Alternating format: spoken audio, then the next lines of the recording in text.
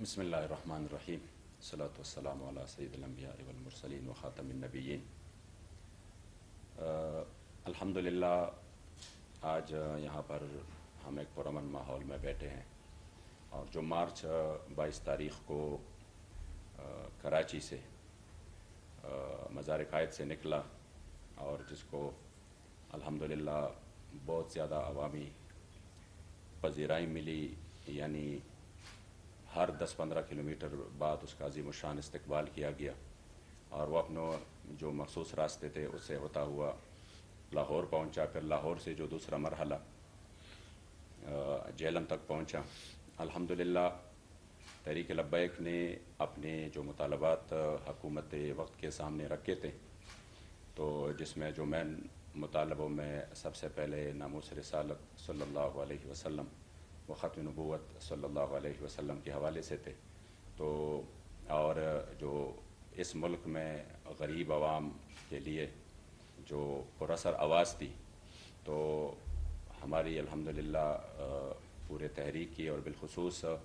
جو ہمارے امیر محترم ہیں حضرت قبلہ حافظ سعد حسین رضوی حافظہ اللہ، ان کا یہ دلی خواہش تھا، اور وہ مسلسل اس لگن میں اور اس محنت میں لگے تھے کہ کسی طریقے سے ہم اس اپنے غریب عوام کو ریلیف دے، اور جو ملک میں حالیہ شدید گستاخیاں ہوئی ہیں اس کی روک تھام ہو۔ تو اس سلسلہ میں الحمدللہ ہم نے ایک پرامن طریقے سے مارچ کیا، جو کہ اتنے طویل راستے میں الحمدللہ کہیں ایک جگہ پر بھی ایسا واقعہ نہیں ہوا کہ جہاں پر کوئی ناخوشگوار واقعہ پیش آیا ہو، یا کسی جگہ پر کوئی زبردستی کی گئی ہو، یا کسی جگہ پر اس طرح کی، بلکہ الحمدللہ جہاں پہ ٹول پلازے آ گئے تو وہ بھی ادا کیے گئے، اس کی جو ہے نا وہ یعنی اس طرح پرامن طریقے سے شاید پاکستان کی تاریخ میں کوئی مثال نہیں ملتی۔ تو اس وقت جب آپ نکلے تو آپ نے یہ جو مسائل تھے یہ سامنے رکھے تھے، بالخصوص اس میں جو ہماری بہن عافیہ صدیقی کے حوالے سے۔ تو گجرانوالہ سے آگے حکومت وقت نے ہمارے ساتھ رابطہ کیا، اور ہمارے مذاکرات شروع ہوئے۔ پھر الحمدللہ جب ہم یہاں پہ محترم جناب رانا ثناء اللہ صاحب، اور محترم سردار ایاز صادق صاحب، اور اسحاق ڈار صاحب اور ان کی ٹیم سے یہاں پہ جو ہم نے الحمدللہ ان کے سامنے اپنے مطالبات رکھے، تو وہ مطالبات جو کہ ناموس رسالت کے حوالے سے تھے، یا اپنی بہن عافیہ صدیقی کے حوالے سے تھے، یا وہ مطالبات جو کہ غریب عوام کے لیے، اور یہ جو کمر توڑ مہنگائی ہے، پیٹرولیم مصنوعات کی قیمتیں جو اس وقت بہت زیادہ ہے، تو اس حوالے سے الحمدللہ جو بات چیت ہوئی، تو میں انتہائی مشکور ہوں کہ بغیر کسی تصادم کے، بغیر کسی اس طرح کے ماحول کے الحمدللہ پرامن طریقے سے یہ ہماری بات چیت جو ہے وہ مطالبات حکومت نے مان لیے۔ اور سب سے جو بہتر بات ہے وہ یہ ہے کہ جو شاید جو پرانی روایات تھی اس طرح کہ پرامن جلوسوں پر اور پرامن احتجاج پر جس طرح ظلم ہوا، جس طرح تشدد ہوا، بالخصوص تحریک لبیک پاکستان جس کی تاریخ الحمدللہ پرامن ہے، اور اس پر کس طریقے سے تشدد ہوا، تو شاید لوگ سمجھ رہے تھے کہ اس حکومت میں بھی اس طرح کے واقعات شاید پیش آنے والے ہیں، لیکن میں خصوصی طور پر رانا ثناء اللہ صاحب کا شکریہ ادا کرتا ہوں کہ انہوں نے عوام کے اور اپنی جو ملک ہے اس کے حالات کو سمجھتے ہوئے اور اس کا ادراک کرتے ہوئے، اور اتنے بڑے کراؤڈ اور اتنی بڑے لاکھوں لوگوں کی جذبات کی قدر کرتے ہوئے ہمارے مطالبات الحمدللہ وہ مان لیے۔ امید یہی کرتے ہیں کہ سابقہ جو کچھ تلخ تجربات ہے وہ انشاءاللہ تعالیٰ پھر سے نہیں دہرائے جائیں گے، اور جو ان سے انشاءاللہ تعالیٰ جو مطالبات جس پر بات چیت ہوئی ہے، امید انشاءاللہ تعالیٰ کہ اس پر منوان عمل کیا جائے گا، اور جو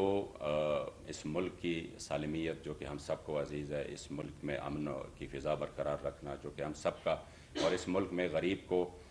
اس کی جو ہے نا وہ زندگی آسان کرنا جو کہ تحریک لبیک کا منشور بھی ہے، تو انشاءاللہ تعالیٰ امید ہے کہ ان امور میں مل کر انشاءاللہ تعالیٰ ہم آگے بڑھیں گے۔ تو میں رانا ثناء اللہ صاحب آپ کا، اور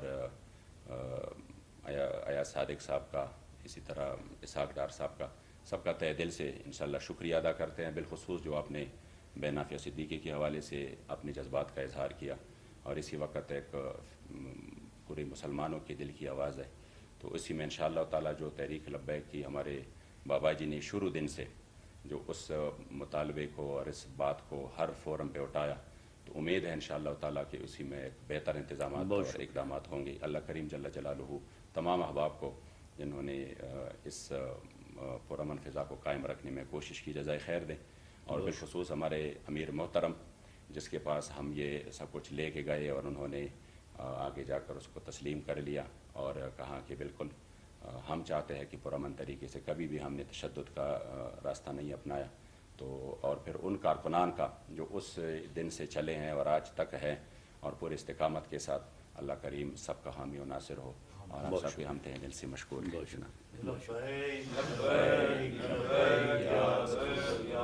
अच्छा, अपना घर से TLP और